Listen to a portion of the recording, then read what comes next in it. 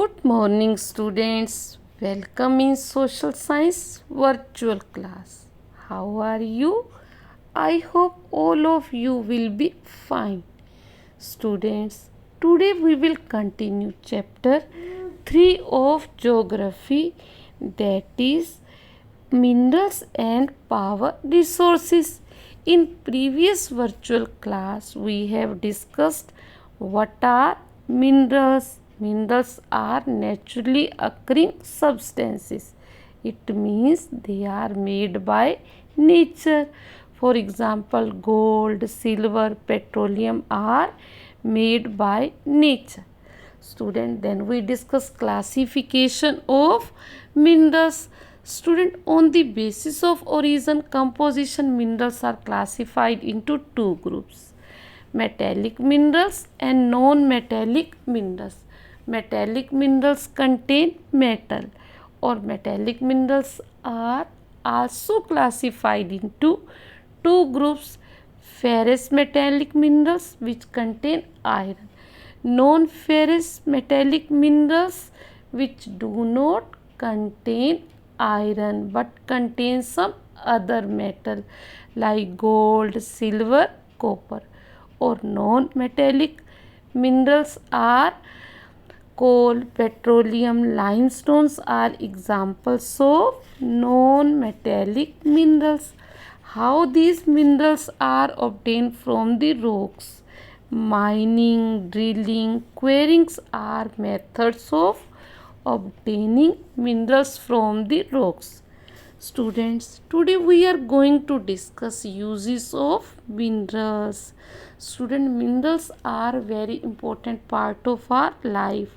If we see the knife in our kitchen, which we use in kitchen, it is used by iron. Our jewelry made by gold, silver, they are important. Our doors, Windows, उनके जो handles होते हैं किसके बने होते हैं students? Metals के. Fan किस में? फैन में जो अंदर वायर्स वगैरह हैं वो किसके बने? मेटल्स के बने हैं. तो metals are very important part of our life. Minerals are very important parts of our life. Students, which minerals are used in industries? Now we will discuss.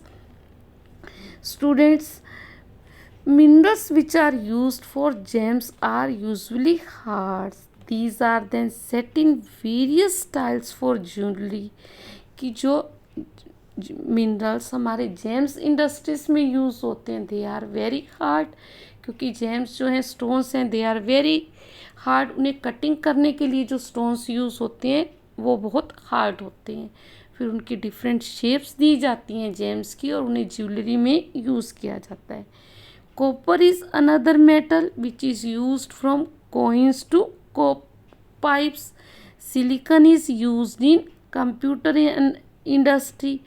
Aluminium, which we obtain from bauxite, is used in automobiles, aeroplanes, bottling industry, and even in kitchen cooking ware.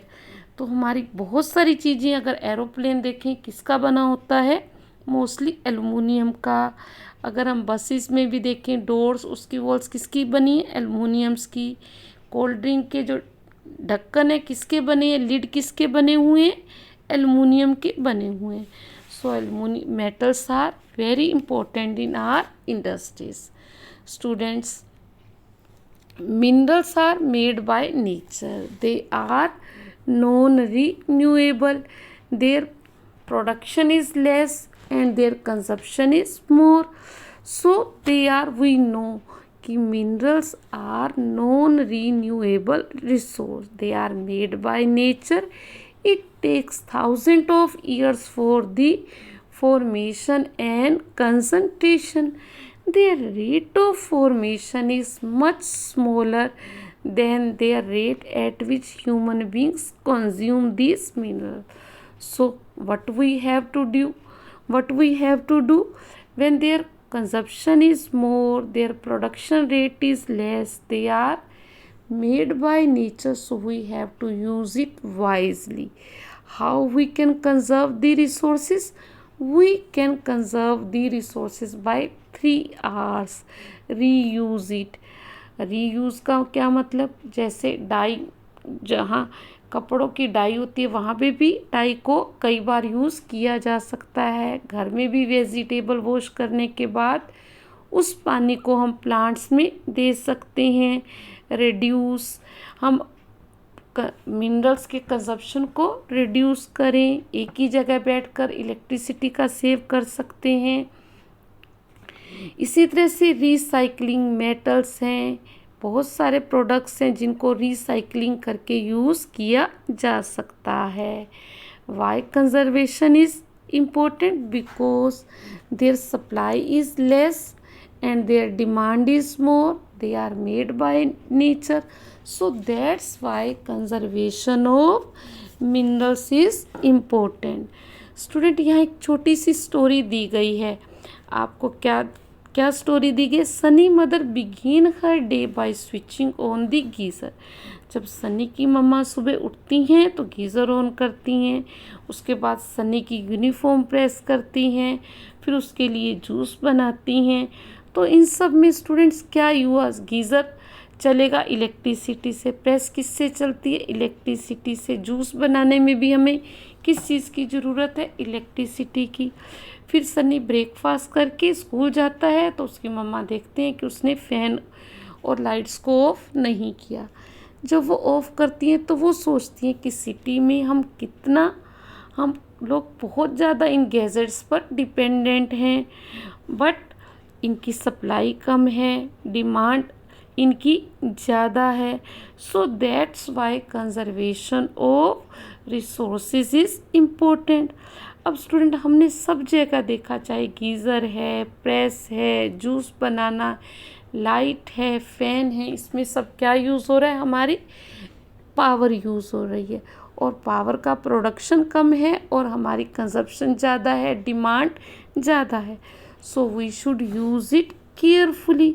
Student, power resources are classified into 2 groups, conventional and non-conventional. What are conventional resources? Conventional sources of energy are those which have been in common use for a long time. जिसे हम बहुत लंबे time से use करते आ रहे हैं, उन्हें हम कहते हैं कन्वेंशनल सोर्सेस ऑफ एनर्जी। और उनके एग्जांपल्स क्या हैं? Firewood, fossil fuels are example of conventional sources of energy. तो सबसे पहले हम डिस्कस करते हैं फायरवुड। फायरवुड क्या है? लकड़ी, would. It is widely use for cooking and heating. शहरों में तो हम गैस ही यूज़ करते हैं, पर गाँव में अभी भी इसे हीटिंग और कुकिंग के लिए यूज़ किया जाता है। 50% population depend upon for cooking and heating on firewood. और ये बनते कैसे हैं student? Remains of plants and animals which have been buried under the earth for millions of years got converted by heat and pressure into fossil fuels. So fossil fuels are such as coal, petroleum, natural gas are examples of fossil fuels. तो अभी हमने सबसे पहले discuss किया student firewood को। Students, इसके advantages क्या हैं? It is easily accessible, provide energy to large number of people. And what are the disadvantages? Collecting is time consuming. लकड़ी को कलेक्ट करने में टाइम लगता है, और जब हम इसे बर्न करते हैं तो पोल्यूशन भी होता है। Promoting green house effect, produce carbon dioxide जब हम इसे बर्न करते हैं। डिफोरेस्टेशन, जंगलों को कट करना पड़ता है। It leads to deforestation. So these are the disadvantages of this source of energy, which firewood. Now we are discussing students coal.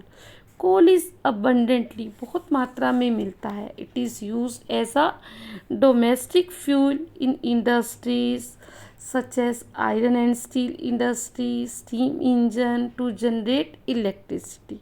कहाँ कहाँ इसका यूज़ होता है कोल का? आयरन और स्टील इंडस्ट्री में, स्टीम इंजन में, electricity. The electricity which is generated by coal is known as thermal power. The coal which are using today was formed millions of years ago. और कोल is there for, कोल जो हम use करते हैं इसे बनाने में कितने साल लगे, मिलियंस ऑफ ईयर्स लगे इसे बनाने में. Coal is there for refer to as the buried sunshine, क्योंकि एनर्जी देता है, हीट जैसे सन हमें देता है एनर्जी, इसी तरह से ये जो कोल है ये भी हमें एनर्जी देता है. It is known as buried sunshine. The leading producer of world are China, USA, Germany, Russia are the leading producer countries of coal. In our country, it is produced in which areas? Raniganj, Jharia, Dhanbad, Bokaro. It is found in these areas. Student next जो हम discuss अब कोल की, students ये बताएं कि इसकी advantages क्या हैं. Extensively available, efficient conversion to electricity. अब इसके डीमेरिट्स क्या हैं students? Polluting source and bulky to transport. इससे पोल्यूशन भी होता है और एक जगह से दूसरी जगह ट्रांसपोर्ट करने में इस एक्सपेंसिव भी है, साइज़ में भी बल्कि है, तो ये इसकी डीमेरिट्स हैं. Are next source of conventional source of energy is petroleum. Petroleum, student, it is obtained from Greek word that is petra. Petra means rocks और oleum means oil.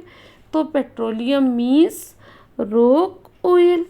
स्टूडेंट हमारी कार किससे चलती है? पेट्रोलियम से. और cycle के pedal अगर Greece ना हो तो अच्छे से घूमते नहीं हैं, वो भी किससे ऑब्टेन होते हैं?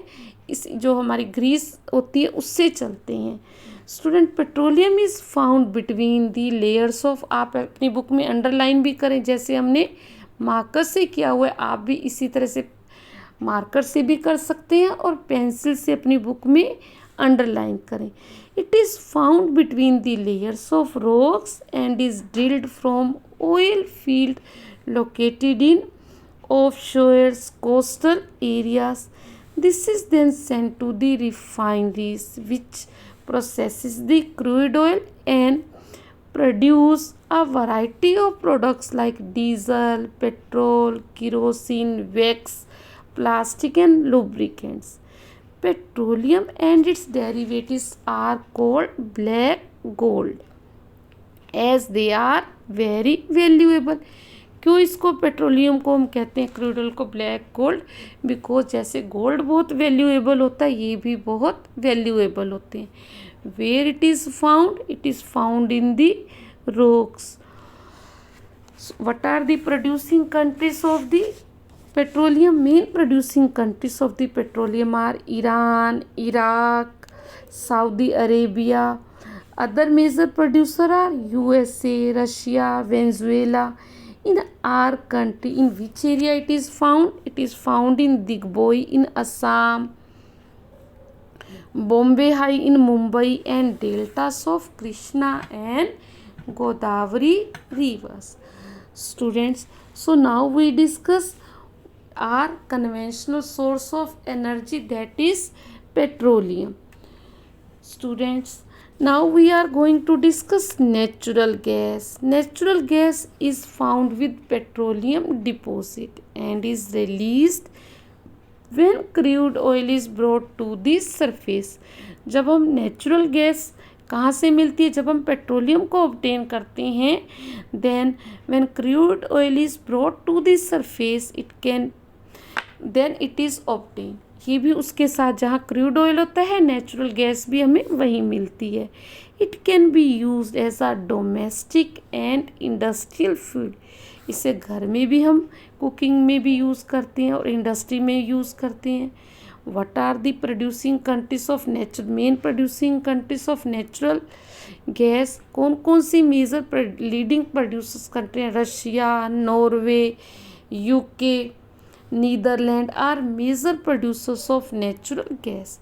In India, it is produced in Jaisalmer, Krishna Godavari Delta, Tripura, and some areas of offshore in Mumbai have natural gas resources. Students, इनकी कंजप्शन ज़्यादा है और प्रोडक्शन इनका कम है, तो हम क्या करें? We have to use it carefully and also we have to shift from conventional sources of energy to non conventional sources of energy. Conventional sources of energy क्या हैं? अभी हमने डिस्कस किया, coal, petroleum, firewood, natural gas. These are conventional sources of energy. These are limited, these are made by nature, so they take millions of years, but our production is more, demand is more, so we are using more and more. In this way, students, if we will use it, they will be over. So what we have to use? We have to use it carefully, and also we have to switch from conventional source of energy to non conventional source of energy. Student, एक और भी है conventional source जिसे हम बहुत लंबे time से as a energy use करते आ रहे हैं, that is a hydel power. अब हाइडल पावर क्या है स्टूडेंट्स? रेन वाटर और river water stored in dam is made to fall from heights. The falling water flow through pipes inside the dam over the turbine blades at the bottom of the dam. The moving blades then run the generator to produce electricity. This is called hydroelectricity. इसका क्या मतलब है student? हम rain water को और river water को store करते हैं, फिर बहुत हाइट से पाइप के थ्रू से टरबाइन पर फॉल किया जाता है। टरबाइन कैसे होते हैं बेटा? जैसे आपके साइकिल के पैडल्स हैं और उसमें दिखाया भी गया है, देखिए यहाँ पर टरबाइन लिखा भी है। बड़ी ऊंचाई से टरबाइन पर इन पानी को डाला जाता है, तो टरबाइन बड़ी तेज़ी से चलते हैं और हमारी वो इलेक्ट्रिसिटी जनरेट होती है, और इस इलेक्ट्रिसिटी को क्या कहते हैं? Hydro electricity. 25% जो वर्ल्ड की एनर्जी है किससे प्रोड्यूस होती है? वाटर से, हाइड्रो इलेक्ट्रिसिटी। तो हाइड्रो इलेक्ट्रिसिटी प्रोड्यूस करने वाली कंट्रीज कौन सी हैं? Paraguay, Norway, Brazil, China. Some important hydel power station जो in India are Bhakra, Nangal. ये तो थी countries. Paraguay, Norway, Brazil are main important countries which are largest producer of hydroelectricity. In our country, hydroelectricity is produced at Bhakhara Nangal, Gandhi Sagar, Naga Arjun Sagar and Damodar Valley projects etc. Students, इस electricity के benefits क्या क्या हैं student? Non polluting है ये, promotes irrigation and fishing, chips. Hydro electricity के बाद जो वाटर बचता है उसे हम फार्मिंग में भी यूज़ करते हैं, चीप भी है। पर इसकी डिसएडवांटेजेस क्या हैं? डिस्प्लेसमेंट, जहाँ हम डैम बनाते हैं लोगों को वो प्लेस छोड़कर दूसरी जगह जाना पड़ता है। एंड एक्सपेंसिव टू सेटअप, इसे लगाने के लिए बहुत मनी भी स्पेंड करनी पड़ती है, तो ये इसकी डिसएडवांटेजेस हैं। स्टूडेंट्स, आज हमने डिस्कस किया कन्वेंशनल सोर्सेस ऑफ एनर्जी को डिस्कस किया, मिनरल्स के यूजेस को डिस्कस किया। Minerals are very important in our life. जो हमारे ज्वेलरी है, नाइफ हैं, डोर्स के हैंडल्स हैं, फैंस हैं, हर जगह हमारा क्या यूज़ होता है? मिनरल्स यूज़ होते हैं। और किन किन इंडस्ट्रीज़ में? एल्युमिनियम इंडस्ट्री, कॉपर, हर computer, everywhere minerals are used. अब मिनरल्स क्या हैं? They are made by nature, they are limited, so we have to use it carefully. Energy resources, power resources are classified into two groups, conventional and non-conventional. Conventional sources of energy are those which have been in common use for long time. जिसे हम बहुत लंबे time से use करते आ रहे हैं उससे हम कहते हैं कन्वेंशनल सोर्सेस ऑफ एनर्जी, जिसमें हमने डिस्कस किया firewood in 50% rural people use firewood as a source of energy. Second discuss किया coal, it is abundantly found in our country. And third discuss किया petroleum, it is also known as black gold. Then fourth we discuss natural gas, और हमने last में discuss किया hydel power. These are are students, last में हमने discuss किया hydel power. Hydel power क्या है? When water electricity is generated from water, it is known as hydel power. In hydel power, rainwater, river water is stored in dam. The falling water through pipes inside the dams or the turbine blades placed at the bottom of dam. जो water को store किया जाता है students, pipe के through turbines पर डाला जाता है। टरबाइंस क्या हैं? ब्लेड्स हैं, जो आपको बेटा इसमें दिखाया भी गया है किस तरह से वाटर के प्रेशर से टरबाइन मूव करने लगते हैं। इट जनरेट द इलेक्ट्रिसिटी, और water discharge after generation of electricity is use for irrigation. Irrigation में, एग्रीकल्चर फार्मिंग में यूज़ होता है, इसके साथ फिशिंग के लिए, डैम फ्लड कंट्रोल करने का भी काम करते हैं स्टूडेंट्स ये डैम्स। तो मेन कंट्रीज कौन सी हैं स्टूडेंट जो हाइडल पावर को जनरेट करती हैं? These are Paraguay, Norway, Brazil, China. और हमारी कंट्री में कहाँ कहाँ हाइडल पावर जनरेट होती है? These are Bhakra Nangal, Tehri dam, Gandhi Sagar, Nagarjuna Sagar dam, Damodar valley project. Students, these projects are also known as multipurpose dams, क्योंकि ये डैम्स जहाँ पर वाटर को स्टोर किया जाता है, इलेक्ट्रिसिटी जनरेट करते हैं, इसके साथ साथ ये यूज़ होते हैं डैम्स फ्लड को कंट्रोल करने में, इरिगेशन में, फिशिंग में। So that is why they are known as multipurpose project.